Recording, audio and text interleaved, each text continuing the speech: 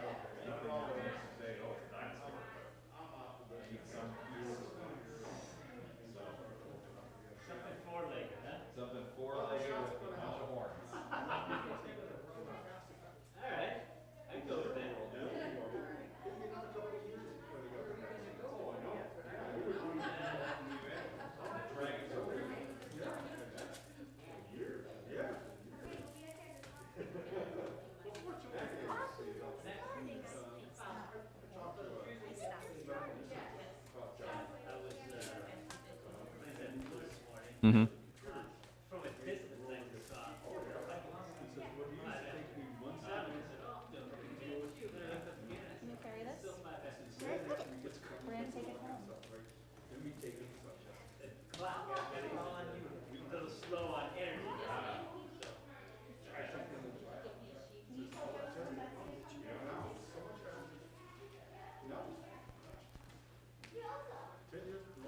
Joseph and Betsy, come here, please.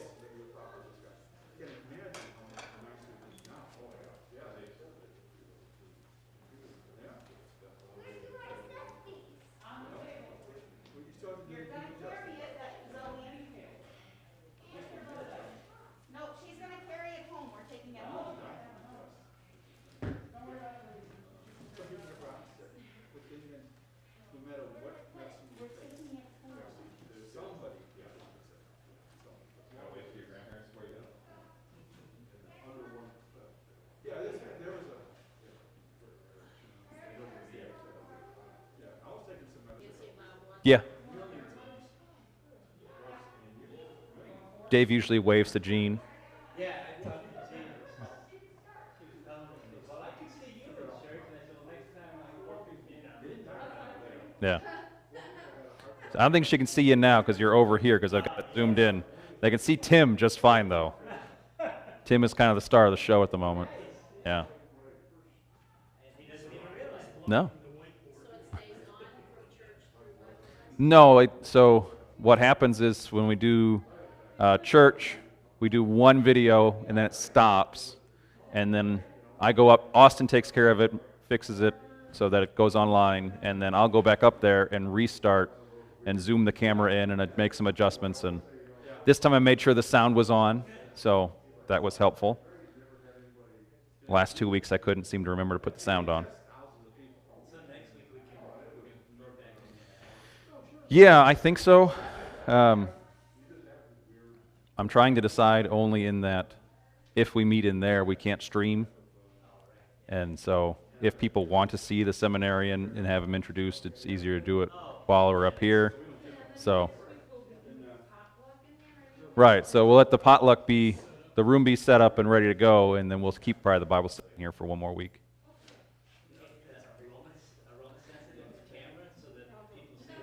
That's right. I thought we were gonna smell the stuff in the kitchen, and then we're gonna want to rush along Bible study.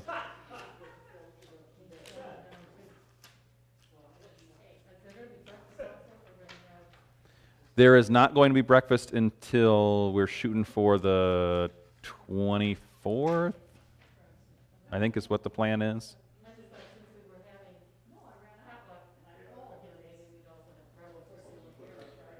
No, he'll get continental breakfast at his hotel. So for the first breakfast, we're gonna have fried eggs, scrambled eggs, sausage. Omelets your way? Why do we want to start? Let's just start with the steak and lobster. Since we haven't had one in a while. Yeah, so we have breakfast in a while. We just do steak and eggs and lobster and omelets and just cater the meal in, I guess. But we had, on board ship, we had the grill on the line, and they would cook the eggs our way. We had fresh eggs. We didn't get fresh eggs all the time. Sure. One guy. 200 guys for breakfast, and you'd have them in and out of the view fest. That guy's still around? Probably not. Yeah. That was 40-some years ago, 50 years ago. Well, good morning, everybody. Yesterday, the church celebrated J.K. Wilhelm Lowe, and I'm going to read a little paragraph on him because you probably don't know who Lowe is. Although he never left Germany, Johann Conrad Wilhelm Lowe, born in Fürth in 1808, had a profound impact on the development of Lutheranism in North America. Serving as pastor in the Bavarian village of, I'm not even going to try to attempt, it starts with an N and goes from there. He recognized the need for workers in developing lands and assisted in training emergency helpers to be sent as missionary pastors to North America, Brazil, and Australia. A number of the men he sent to the United States became founders of the Lutheran Church Missouri Synod. Through his financial support, a theological school in Fort Wayne, Indiana, and a teachers' institute in Saginaw, Michigan were established. Lowe was known for his confessional integrity and his interest in liturgy and catechetics. His devotion to works of Christian charity led to the establishment of a deaconess training house and homes for the aged. So he plays a major role in the Fort Wayne Seminary being founded. There's a picture of him. I think there's a building named after him, and there's a picture hanging somewhere. But he is responsible for a large portion of the Lutheran pastors that start Lutheran churches in the Indiana, Ohio, and Illinois regions. So that Chicago, basically the Chicago, Fort Wayne band of Lutheran churches, a lot of those pastors came from Lowe, or were sponsored by Lowe to be sent to that area, and then from Fort Wayne, they sort of branched out, which is why Fort Wayne is such a center for Lutheranism in the area. So he is fundamental to our history, but has never stepped foot on American soil. So, yeah. So anyway, let's open with a word of prayer. Most glorious Trinity, in your mercy we commit to you this day our bodies and souls, all our ways and goings, all our deeds and purposes. We pray you so open our hearts and mouths that we may praise your name, which above all names alone is holy. And since you have created us for the praise of your holy name, grant that our lives may be for your honor, and that we may serve you in love and fear. For you, O Father, Son, and Holy Spirit, live and reign one God, now and forever. Amen. Before we start, you can never have too many tools. Right. Only, you can't have too many tools, but you can run out of space for them. Yes. And therefore you use the tools to build another storage room, or a bigger garage, or a barn. And he who has the most tools when they die, even Right. that's Okay. That's how I feel about books. He who has the most books wins. Except, I joke about this to Cammie, and Joyce may get this. My books are our life insurance policy, so when I die, she's allowed to sell them until I die. Yes. Yeah. Well, I've been to enough estate sales where all the tools get sold, which was nice. So the way I was able to rehab my house in Kansas was a lot of the stuff I bought at estate auctions. Because when you go to Southwest Kansas, every guy out there's got every tool he needs. They're looking at the big stuff or the random stuff that might show up. And so I was able to get, a big extension ladder for $10, and I was able to get all these sorts of tools and different things from these estate sales, because those old guys in Southwest Kansas, they don't need another hammer, they don't need another screwdriver, they don't need a set of tools, they don't need another toolbox. So that's how I got most of the. Yeah. about 1,000 board feet, paid $75 for it. Nice. Yeah. And that made a lot of things from it. So estate sales are where you go. I also, one of the first things that happened was when we first moved out there, one of the hardware stores had closed like 2 years prior, but they finally got around to auctioning off everything that was in the building. And so I bought a store shelf area of wood stains, and I bought a display of screen doors, and bought a bunch of hardware, different pieces and things. And so all the screen doors, there were 8 screen doors in the display. I used 3 of them for the house and sold the other 5, made a profit. So I was pretty happy about that. That was my first foray into auctions. Anyway, none of that has to do with Daniel chapter 7. He doesn't use tools. No, he has visions instead. So Daniel chapter 7, we're going to talk about his vision, and if we have time at the end, we'll talk a little bit about the wackadoodle stuff that comes from Daniel chapter 7.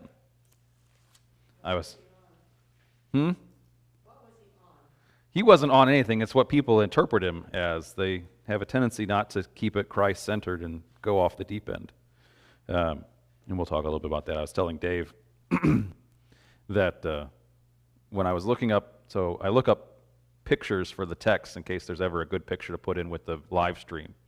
And so you put in Daniel 7 into Google and you look at the images, and they try and put pictures of the beasts, and something like 60% of the pictures have a dinosaur as the 4th beast, whether it's because it's a beast, an unknown beast with lots of horns. And so like there was a picture with a triceratops, but it wasn't a triceratops because it had 10 horns on its front, or it was a T-Rex with a bunch of horns on the top of his head. And it's like these are just weird. But we'll learn about that in a minute, I guess. All right. As we continue on with this live streaming, I will read the text, and then we'll go over some of the questions. In the first year of Belshazzar, king of Babylon, Daniel saw a dream and visions of his head as he lay in his bed. Then he wrote down the dream and told the sum of the matter. Daniel declared, I saw in my vision by night, and behold, the 4 winds of heaven were stirring up the great sea. And 4 great beasts came up out of the sea, different from one another. The first was like a lion and had eagle's wings. Then, as I looked, its wings were plucked off, and it was lifted up from the ground and made to stand on 2 feet like a man, and the mind of a man was given to it. And behold, another beast, a second one, like a bear. It was raised up on one side, it had 3 ribs in its mouth between its teeth, and it was told, Arise, devour much flesh. After this I looked, and behold, another, like a leopard, with 4 wings of a bird on its back. And the beast had 4 heads. The dominion was given to it. After this I saw in the night visions, and behold, a 4th beast, terrifying and dreadful, and exceedingly strong. It had great iron teeth. It devoured and broke in pieces, and stamped what was left with its feet. It was different from all the beasts that were before it, and it had 10 horns. I considered the horns, and behold, there came up among them another horn, a little one, before which 3 of the first horns were plucked up by the roots. And behold, in its horn were eyes like the eyes of a man, and a mouth speaking great things. And I was supposed to stop at 8, and I didn't. No, I did stop at 8. Okay. I thought I was supposed to not read the little horn section. So when does Daniel have this vision? A few years ago. First year of the reign of Belshazzar. Who is whom? If you remember. Right, so we have Nebi's son. So Nebi's dead. Belshazzar has taken over.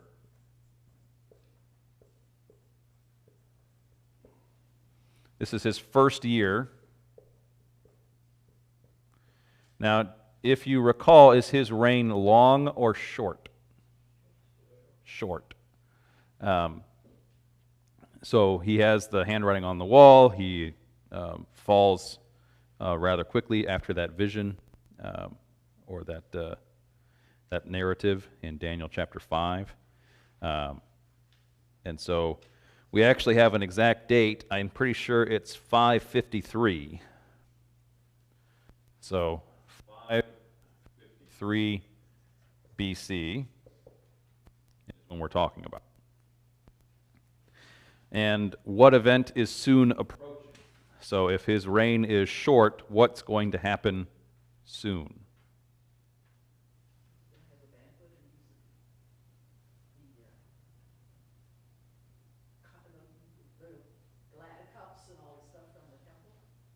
Well, that narrative has already been talked about. I'm wondering what's going to happen after this. Right. There's going to be a new king. So this is relatively a short time, and actually historically speaking, around the same time Cyrus comes into power.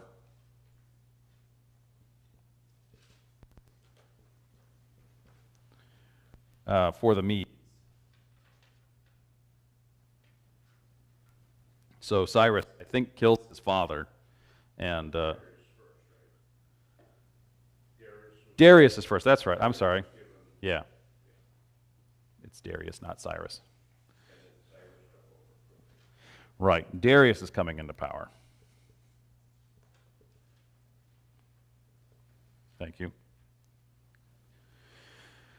So that's approaching. So this whole theme, so Daniel chapter 7, it revolves around the ideas of kingdoms coming and going. And so we're going to see that interpretation as we move forward. But we're talking about kingdoms and kings and the transitions between powers and what their kingdoms are like. And so it's important to know that not only do we have who's the king now, but who is now coming into power soon, as we see this transition starting to take place. All right, so what are the 4 beasts?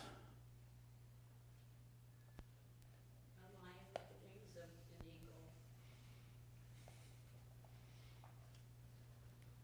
He heads up on 2 feet like a man with a heart of a lamb. So lion with wings. And the text doesn't say it, and this is just my own interpretation, so I think that speaking about the lion with wings transitioning to the man is this shift from Nebuchadnezzar to Belshazzar. That it was great, mighty, ferocious, but then it sort of shifts under Belshazzar into something else, and then it still fades away. Second one.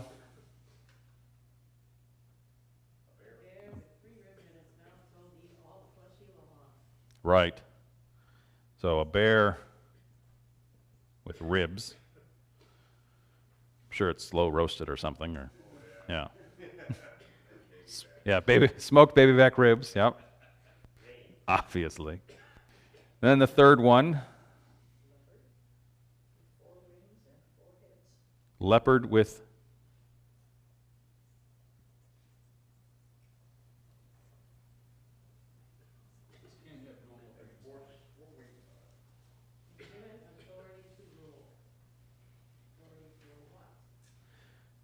the earth. And then number 4.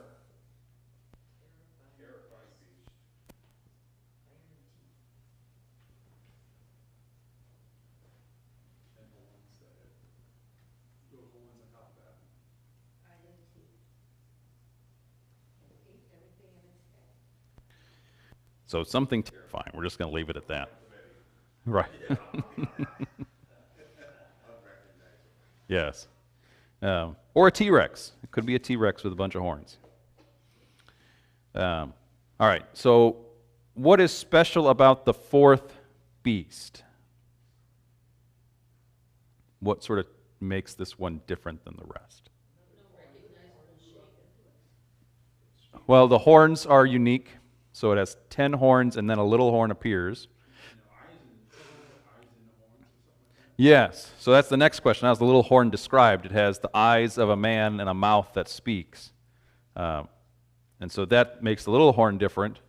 So I'm going to put this at 4A. And put little horn there. Because the little horn has its own little personality. And plays a role in the vision as we move forward. So what's special about the fourth beast? It doesn't have a description that's very concrete. We hear about its destructive power more than its shape. So it has the iron teeth that devour, the feet that stomp things down, and so we hear more about what it does rather than its shape. It's not a lion, a bear, or a leopard that we are familiar with, but it's now something different. Okay, questions on the first 8 verses? But he has strange dreams. Yes, his dreams are strange. They will continue to be strange. There are a lot of connections with the language of Daniel and the language of Revelation, and so we have. It's apocalyptic is the word we use to describe his dreams. But one of the things I was explaining this to Steve while we were still meeting last year, that sometimes prophets are given words to speak. So we see in Jeremiah and Isaiah where they are, even in some of the minor prophets, they are given words to speak on God's behalf. Sometimes prophets are commanded to experience things as a metaphor for God to give a message. So we see that in Hosea when he has to marry the unfaithful woman. We see this with Ezekiel when he has to lay on his side for a bunch of days. We see it when Jeremiah buries his underwear. And so there are all these examples of when the prophets have to live out experiences, and they are seen then by the people. And then there are moments like this one in which prophets enter into the throne room of God and report back what they have seen. And so we sort of see this in Ezekiel chapter 1. We see this here in Daniel chapter 7. I think Jeremiah has I think they're called theophanies, visions of seeing the Lord. And so some of these prophets do have this moment where they get to experience God's glory or enter into the throne room of God, and they get to report back on what is happening in this throne room and what God is saying. And so they see the angels, they see the messengers, they see the people serving the Lord, they see things flying around, and so they report back this heavenly vision. And we're getting that one in Daniel chapter 7. This is not, and we'll see this at the end as well. But Daniel, in a sense, keeps this to himself. He doesn't go and proclaim a message because he's seen the vision. He just reports the vision. All right. We're going to look at 9 to 14, and this is a continuation. You'll see when I'm talking about the throne room here. As I looked, thrones were placed, and the Ancient of Days took his seat. His clothing was white as snow, and the hair of his head was like pure wool. His throne was fiery flames, its wheels were burning fire. A stream of fire issued and came out from before him. 1,000 thousands served him, and 10,000 times 10,000 stood before him. The court sat in judgment, and the books were opened. I looked then, because of the sound of the great words that the horn was speaking, and as I looked, the beast was killed and its body destroyed and given over to be burned with fire. As for the rest of the beasts, their dominion was taken away, but their lives were prolonged for a season and a time. I saw in the night visions, and behold, with the clouds of heaven there came one like a son of man, and he came to the Ancient of Days, and was presented before him. And to him was given dominion and glory and a kingdom, that all peoples, nations, and languages should serve him. His dominion is an everlasting dominion which shall not pass away, and his kingdom one that shall not be destroyed. Okay, so now we have two more characters entering into the scene. So,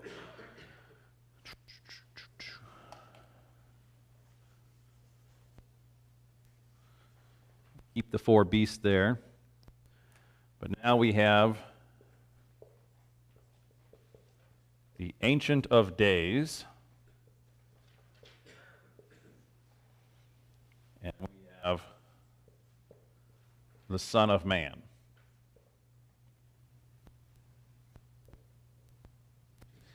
Who is the Ancient of Days?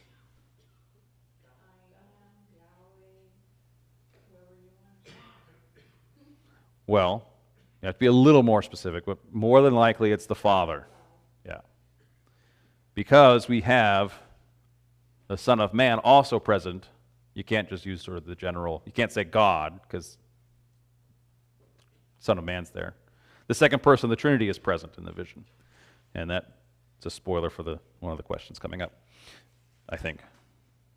Yes. So what scene is being described in verses 9 and 10?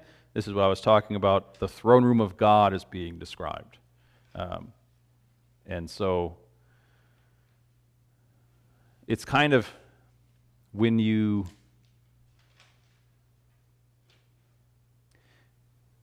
it's hard to take whether or not this is literally the case.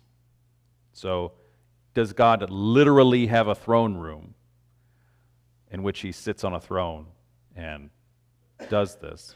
Or is all of this sort of metaphorical? Because you have to deal with God being a spiritual being. Does he sit upon a throne in a room with a bunch of people around him? Or is this communicating something about God and the heavenly realm? Right, but is that a location, or is that a status? So that I'm pretty sure we don't consider that a temporal location, that God's sitting in place and then Jesus is over here. But it's more, when we talk about his ascension to the right hand of God, it's a change in status. However, I actually do think there is a throne room. But I've just put it before you so that you may think a little bit outside the box. That, God's a spirit, why does he need a chair? But he does sort of have this depiction more than once. So either he wants to stick with this sort of idea of sitting in a throne and being king, or he does have a throne that he sits in.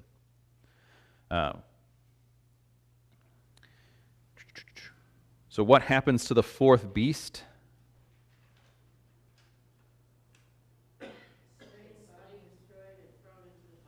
Right, so we have it slain and burned and wiped off the face of the earth, which is different from what happens to the others, right? You have to talk louder, Cheryl. Their dominion's taken away, but they get to survive for a time. Yeah. I'm not trying to feed you the answer here, but yeah. Right, they stick around, which, as we start to look at these kingdoms and what these beasts represent, we'll see that to be the case. And then on 22, page 22, who comes in verse 13? What is given to him? So we know that's to be the Son of Man, but what's given to him?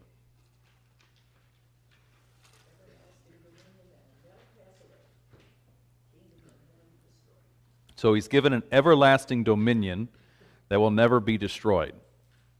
So now what we're seeing is the Son of Man is really added to this list.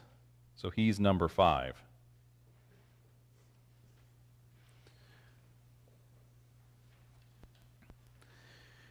So the Ancient of Days is supervising all of this.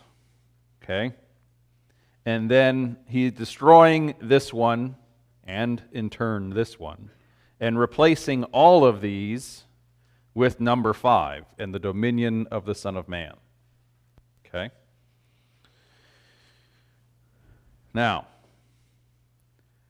have we read something of this nature before? Cheryl says yes. Anyone else say yes? Right. It is. The answer is yes. Then the question is, where have we seen something like this before? No. Okay, so like the judgment, we've been told about the world's going to be judged. This is like the judgment. No.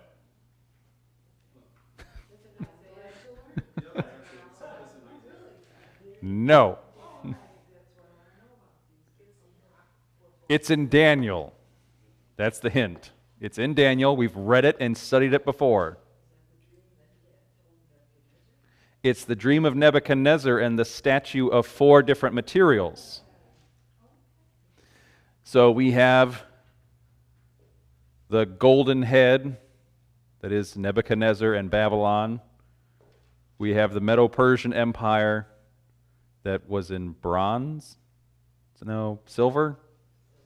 And then we had the Greeks that were in bronze. And then we have the clay and stone, or the clay and iron, the mixed clay and iron as the 4th kingdom, which was Rome. And then what comes after? The stone that is not made by human hands comes crashing down and destroys the statue. And that everlasting stone is Jesus. So we see the exact same thing in different images now.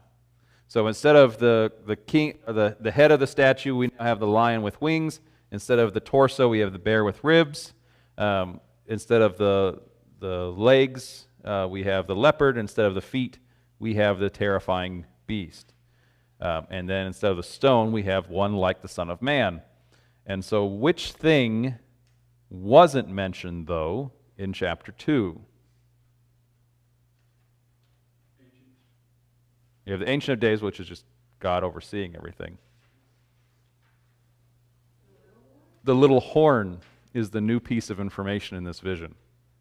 And so we're going to pay a little bit more attention to this addition. But if we recognize these as the kingdoms, so we have Babylon, Medo-Persia, Greece, and Rome. I don't need to put Jesus by Son of Man. You know that's Jesus. Then we can sort of turn our attention to the new unique element. Okay. Now, let's look at verses 15 to 18. As for me, Daniel, my spirit within me was anxious, and the visions of my head alarmed me. I approached one of those who stood there and asked him the truth concerning all this. So he told me and made known to me the interpretation of the things.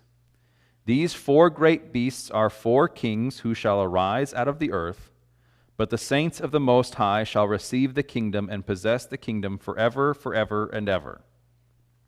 Okay. I wanted to pull this section, these verses aside, because I didn't want it to get lost in the vision. So here we find the messenger, the one standing around, simplifying everything that Daniel has now seen. How does he simplify it?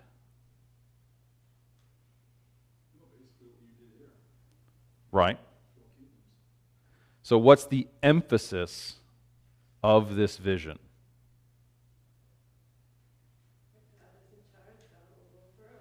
God's in charge, and God rules over all things. So the Ancient of Days is ruling over all of this, as well as His Son will come and establish a new kingdom. So, what's the point of the vision? What's the central idea? Changes are coming, for sure. Changes are coming. It's the prediction of Jesus Christ coming and ruling and establishing an everlasting kingdom. That's the point. And I want to hammer this home because if you're going to start reading Daniel 7 interpretations across the internet or in the world, they're going to lose the point rather quickly. They're going to get caught up in the little horn. They're going to get caught up in understanding Rome and who and the Antichrist and pictures and dragons and dinosaurs. And the point of Daniel 7 is to point to Jesus Christ coming and establishing the reign of heaven on earth. That's the point. So we have to keep that point in front of us as we move into the rest of the interpretation. So this is just a reiteration of the promise given to Adam and Eve. And to Abraham, Isaac, Jacob, Moses, David. So they keep saying it and people don't believe it. Well, they don't know how it's going to happen, is the thing.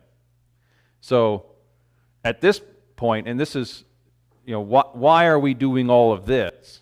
And the answer is because a lion, a bear, and a leopard and a terrifying beast aren't pleasant.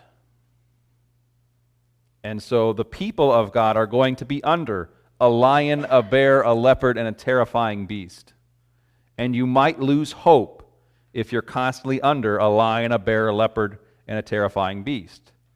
But it's a reminder of what is to come, which is God ruling in an everlasting kingdom. And so as the church at the time, which is the people of God, are living under persecution and trial and tribulation, Daniel, and in turn God, provides a vision of hope that, one, God remains over all things, but that the kingdom is coming and it's 4 steps away, in a sense. 4 big steps. It takes 500 years. Debbie had her hand up first. But if we're looking at it, that it's already happened. So Right. it's easy for us to say, how come you didn't? Or, gee, they should have, but they were living it, Mm-hmm. and they didn't know what was going to come. They just had to believe, yeah, it's going to, it's going to, it's going to. But Right. It's close, soon. Yeah. They're not counting down from 553 BC. They don't have the BC number, so they don't know they're counting down. Yeah. Sitting in someone's same situation, waiting for the second coming. Right. We promise that soon, but we don't know when. Yes, Ray. Going back to verse 9, Okay. the throne is listed with flaming wheels. Yeah. It doesn't stay in one place. It doesn't stay in one time. Mm-hmm. It's forever. Right. Well, that and so I always reference Ezekiel because I know that one pretty well. And we see the throne sort of being carried as well. So it's carried by the 4 angels, and they move with the wind and the Spirit. And so you're right that the fact that it has wheels or moves does sort of show that God isn't stuck in one place either, like the territorial gods. He's not the God of this one location, but he can move where he pleases. I can understand how people living in, would not understand stuff like this stuff. Right, because the text doesn't say, oh, the bear is the Medo-Persian Empire, which is going to start in 10 years. And then you have the Greeks to worry about. You only get to see a little bit of that in Isaiah, where Isaiah names Cyrus by name as the servant of the Lord. But other than that, you get the vision, but you don't get the details. We, standing ahead of time, can put the details in. All right, so let's look at 19 to 28. Then I desired to know the truth about the 4th beast, which was different from all the rest, exceedingly terrifying, with its teeth of iron and claws of bronze, and which devoured and broke in pieces and stamped what was left with its feet, and about the 10 horns that were on its head, and the other horn that came up, and before which 3 of them fell, the horn that had eyes and a mouth that spoke great things, and that seemed greater than its companions. As I looked, this horn made war with the saints and prevailed over them, until the Ancient of Days came, and judgment was given for the saints of the Most High. And the time came when the saints possessed the kingdom. Thus he said, as for the 4th beast, there shall be a 4th kingdom on earth, which shall be different from all the other kingdoms, and it shall devour the whole earth, and trample it down, and break it to pieces. As for the 10 horns, out of this kingdom 10 kings shall arise, and another shall arise after them. He shall be different from the former ones, and shall put down 3 kings. He shall speak words against the Most High, and shall wear out the saints of the Most High, and shall think to change the times and the law. And they shall be given into his hand for a time, times, and half a time. But the court shall sit in judgment, and his dominion shall be taken away, to be consumed and destroyed to the end. The kingdom and the dominion and the greatness of the kingdoms under the whole heaven shall be given to the people of the saints of the Most High. Their kingdom shall be an everlasting kingdom, and all dominions shall serve and obey them. Here is the end of the matter. As for me, Daniel, my thoughts greatly alarmed me, and my color changed, but I kept the matter in my heart. Okay. So much of this section is spent on the 4th beast and the little horn. And I want to look at, for a moment, what are the characteristics or the things that the little horn does. So,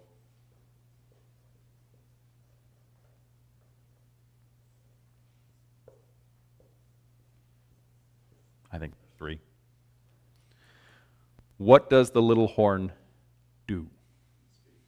It speaks. What does it speak?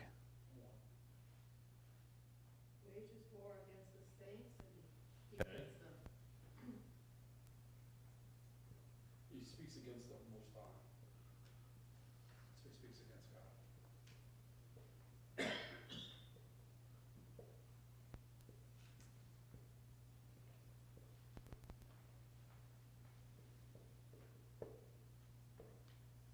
So speaks against God, wages war against the saints.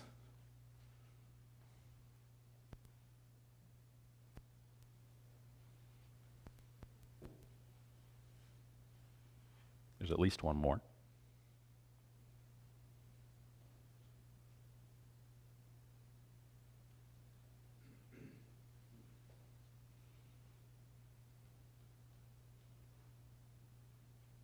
Try to change the set time and laws. Right.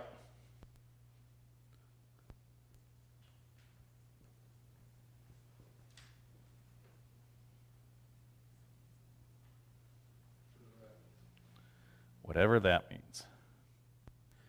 Well, who determines the law? And who sets the times? God. So he works against God's actions. So he speaks against God, wages war against God's people, and changes times, customs, and rules of God's people. So he attacks what God's people deem as right. Okay. Who will conquer the little horn? The Son of Man will come and conquer. What will his kingdom be like? Everlasting, forever and ever and ever. All right. I wanted to get that question out of the way because the last question on the page is really the question that's going to open up the rest of the conversation. So who is the little horn, and can we identify him? So this is the little horn. Who is this?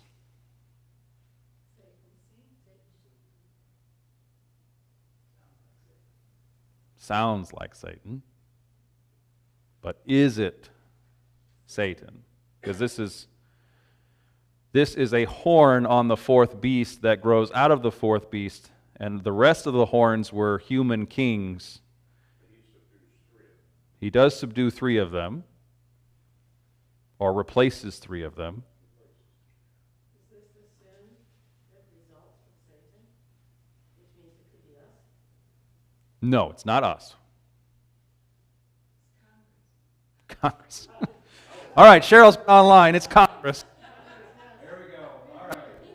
We're going to go with this for a while. It's the U.S. government. Have you heard that they're insulting baboons? They call it baboons, Congress? That's an insult to the baboons. Yes. It is a government. It could be a government. The beast is the government, right? So the beast stands in for the kingdom. And the horns are the heads of the government. Right. Well, the horns, yeah. Horns are kings that come and go.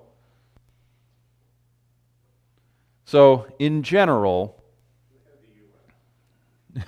it could be the UN, yes.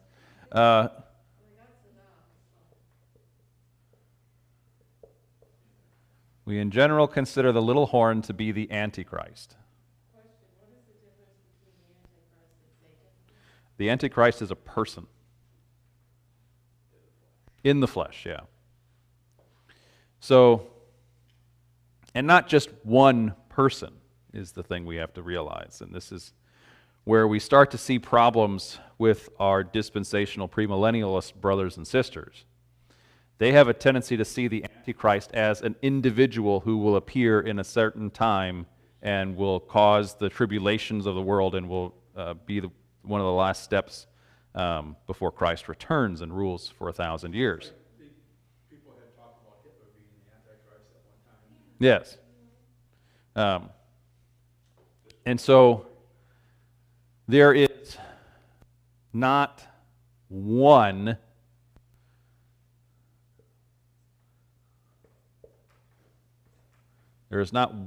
Antichrist, but many. Or really, there is a spirit of the Antichrist. Well, when you say that makes it sound more like Satan. Well, Satan is certainly an influencer. So the way to sort of see this idea carried out is that Satan isn't taking on flesh and destroying Christians, but Satan is continually influencing world powers and world leaders and or community leaders into doing these things. So basically, it's a human being that does not accept Christ and tries to rule in place of God's rule. Right, and speaks against the church and Christ. So speaking against God and his work, speaking against or waging war against God's people and attempting to change what is good and right. Now, Culture or attitude or what is? well, it could be a lot of things, and it could be a lot of people. So And so why do I say it's more of a spirit of the Antichrist and not one? And the answer there is because this will not be the one and only time we talk about an Antichrist in Scripture. So we'll see this happen in 2 Thessalonians as the Antichrists among you, which is where the phrase comes from. And then we see Revelation, and those who are, this sort of imagery pits back up again. And then we'll see again in Daniel 10, which is where I plan to spend a little bit more time on the Antichrist conversation. And so we have at least 3 to 4 different scriptural references referring to different points in time. So Paul will say that the Antichrist is among them now. The man of lawlessness is the phrase that he uses. And so, but the man of lawlessness that Paul is talking about being there now is not the only person who does this. And so I think it's better to see the Antichrist not as one individual, but as a spirit that influences and possesses those in our world. Well, you could start naming lots of people, and it's a little bit mean. Just, Baptists have the spirit of the Antichrist. Sure. I mean, there's been outspoken people, but he doesn't have a lot of power. No, he doesn't. He has books. He has the power of the word, but he's not like ruling. Well, yeah, people listen to all sorts of things. I mean, you people listen to me, so what does that say? What about people who kind of slide in and make you think things should go a different way, and maybe we should lean towards abortion, or maybe we should lean towards accepting these things. It's really okay to accept these things, and it kind of gradually pulls people away from Christ. Mhm. Not just a powerful, hey, you need to come over and think this way, but they kind of seduce. They are seductive, yeah. Yeah.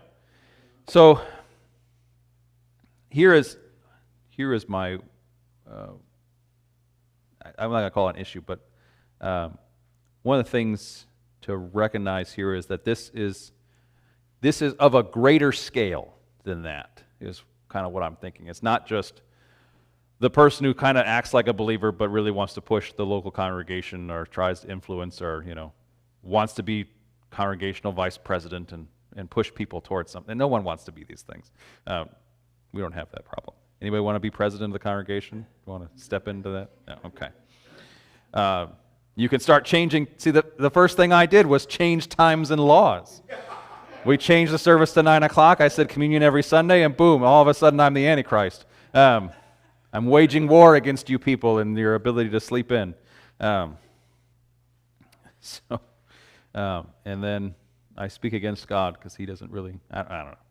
I'm the Antichrist. That's what I was getting at. There's so many people you can look at. I think Muhammad. Right. So, right. Luther actually names Muhammad as an Antichrist. When he's looking at Daniel, he sees Muhammad and the Turks is his phrase. So he sees Islam and the Muslim religion as an Antichrist. He also, and we're going to talk about this not today, but in the future before we're done, we're going to talk about the treatise of the power and the primacy of the Pope and how the office of the papacy fits the Antichrist description, according to our Lutheran confessions. Right. So so I made the joke about Baptists, but we actually do say that about the Pope. Not about your Catholic friends. We don't say your Catholic friends are Antichrist. We have very low regard for the Pope. Actually, we have no regard for the Pope. We don't care what he thinks. He's the Antichrist. Do any of the idols fall under categories like this, Antichrist? No, we don't. That's the thing, is we don't give it to idols because idols are dead, right? Idols don't have life, and so it has to be something that has life and power and the ability to do these things. And so I like to keep these categories as strong and not weak, So by that I mean waging war against the saints really is waging war against the saints. The saints are dying, not being tempted to, change the service time or something, or to push back on. So the major religions, you look at Buddha, Mhm. that would be one that would be definitely an Antichrist. Sure. Well, I mean, yeah, any of the other world religions, but it's not just world religions that then use their power and oversight to wage war against Christianity. So the Chinese, for example, have a spirit of the Antichrist because they're waging war against Christian churches and wanting to change Bibles and change art and dictate times and laws that govern the church and its people, and speak against God and Christ. So, There's a whole bunch of them out there. right. So it's not just one guy, which is one of the dangers of saying the Pope is the Antichrist. You think, oh, well, there's only one of them and it's the Pope, and we should probably, it's the one. But it's not the one, because even Luther didn't think it was the one, because he named the Turks and he named the Pope, and there's lots of things that are thus the spirit of the Antichrist and not the one figure. I did, while I was Googling Daniel 7 and looking at the pictures, I came across a couple different interpretations, and we'll talk about this for a minute because I think we've got the time. So one of the things I saw, and I'll say this beforehand and I'll say it after, this is not how we interpret the text. When talking about the four beasts, so they recognize the fourth one as Rome. This video from whatever group it was said, yes, the fourth beast is Rome, and the Roman Empire eventually gets divided into 10 sections as it goes, and then there are 3 of those sections that fall to the Turks around 487 AD. And so then what else happens at 487 when those 3 kingdoms fall away, or those 3 territories fall away from Rome, is one of the popes ascends to the papacy with a Roman general behind him. So he begins to he becomes the little horn with the power to do these things. And so they actually take a specific time and place. This is when it happens. It's the papacy. It happens right here in 487 AD, and this is how you interpret the vision. That is not what we do when we talk about the Pope being the Antichrist. We're not saying, oh, it was, I forget what his name was. It was a V something Pope. I don't have a list of popes memorized, because who would do that? So that's one way of looking at it. And so they find Rome. They find when Rome was divided into 10. They then wait for 3 of the things to fall away, and then what happens next? Which person comes into power around that same time, and that's how they try to identify the little horn. The other way in which we see this text interpreted is, and we talked about this a little bit in Daniel chapter 2, was the Confederacy of Nations is the term used. And so the Confederacy of Nations is a confederacy of 10 nations that bring about the end of the world. And so when Tim joked about the UN, that's where it kind of comes from, is the Confederacy of Nations. There's 10 world powers that are working together to bring about the end of days, and it's the UN, or it could be something like that. And so they're taking from the 10 toes of the statue, they're taking from the 10 horns of the beast, and so then the confederacy of the 10 nations is then going to lead to a little horn who is the Antichrist, that there's only one for them, and that he will reign for 3.5 years of the 7 years prior to the return of Christ, or the reign of Christ. So there's a 7-year season, and the first 3.5 years is the Antichrist reign, and then Jesus steps in and returns, and then ushers in through the war that then occurs during the last 3.5 years, and then the 1,000-year reign can continue with Christ. it gets a little muddied. So if it wasn't seem clear, it's not. Another thing that pops up is the idea of, I'm trying to find it in the text. So, right. The Bible math. So working with Bible math people, you take a time times and a half a time, and what that is a year, 2 years, and half a year. So you get 3.5 years. 3.5 years, what is a year? A year is 360 days, and so you times that by 3.5, and I think you end up with 1240. I guess I can. 1265. I know how many days are actually in a year. Okay, the prophetic year is 300. See this. The prophetic year is 360 days, and so you multiply that by 3.5.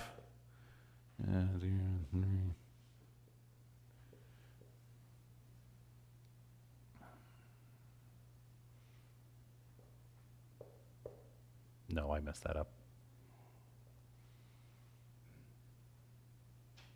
How did I mess up this math? You're right. 3. Somebody have a calculator for that to use it. Yeah. 1260. I don't know where I'm getting my numbers because I didn't sleep well last night, so my math skills are. All right. Thank you for someone do. It's the decimal point that threw me off. That's the problem. Anyway, it's 1260, which I was right the first time, and then I doubted myself. So you have 1260 for the times, or the time times and half a time. The times equal years, so a year, 2 years, and a half a year. So 3.5 years equals 1,260 days, which equals 1,260 years in real life. And so then, if the fall of the 3 kingdoms from Rome was 467 A.D., then the Antichrist is going to show up in 1740 something. And so at some point, what happens in the 1740s? Well, the Protestant Revolution really takes off and the papacy loses its power. I guess. It's all weird. You have to jump to different, you have to understand the Bible math people, and they take some things literally and some things figuratively. So they recognize that, the 3 ribs that the bear is holding is a figurative thing and not a literal symbol for something. But when they see times, and half a time, well, that's a number they've got to figure out. And so they operate under a couple different principles that a prophetic day is a year, and that years are 360 instead of 365, and that they can translate days back to years, and it's all convoluted and weird, but this is how they end up with their weird numbers. And so this is going to play a role later on, also when we get to chapter 10, but later on in American history with the Millerites and the Seventh-day Adventists. There is that whole group in the 1800s who are doing this Bible math and thinking Christ is going to return because of Daniel 7, Daniel 10, Revelation, and they're going to try and predict when Jesus comes back, and they get it wrong because sometimes they maybe it wasn't 360 days, it was 361, and so we have to add an extra 10 years, and all of a sudden, they get a second chance at when Jesus comes back again.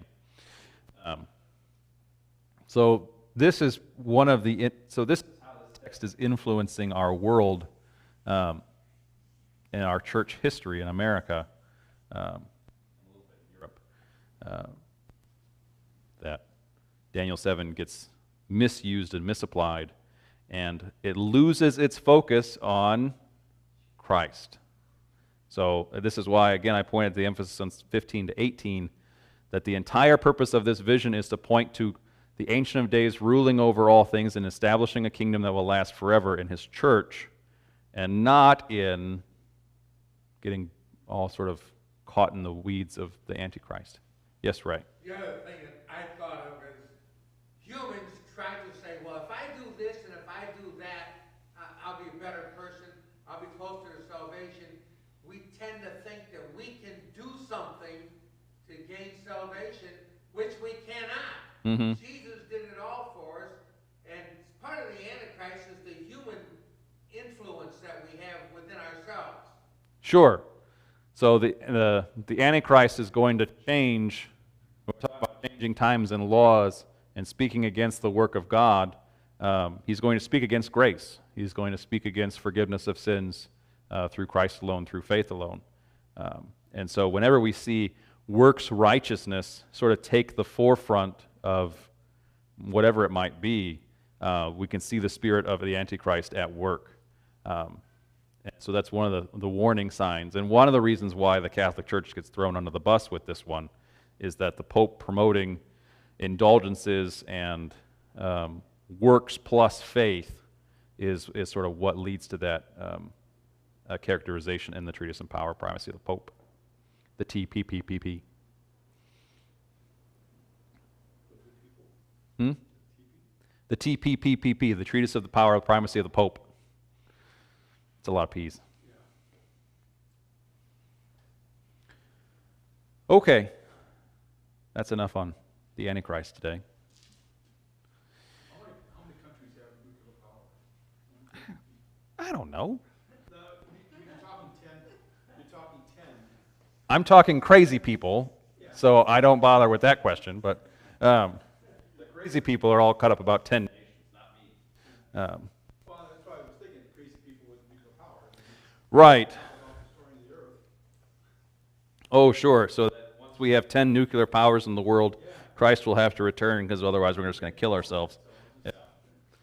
I don't know. I don't know if they deal with that, because I don't like being around crazy too much. There's only so much internet browsing I want to do into bad theology, because it's everywhere. All right. Well, let's go ahead and close with prayer and then be on our way. Heavenly Father, we thank you for bringing us to study your word today and to hearing your good gifts that are given to us through your word and through your sacrament. We ask that you continually remind us that it is your kingdom that sits at the center of all that we read and all that we find in Scripture, that you are continuing governing over all things in our culture and in our world, and that we know that your Son's kingdom, the church, will rule and reign in this world until his return. We ask that you keep us secure in the faith and keep us confident in all matters that trouble us. We pray all this in your Son's name. Amen. All right, I'm going to go turn off the video upstairs.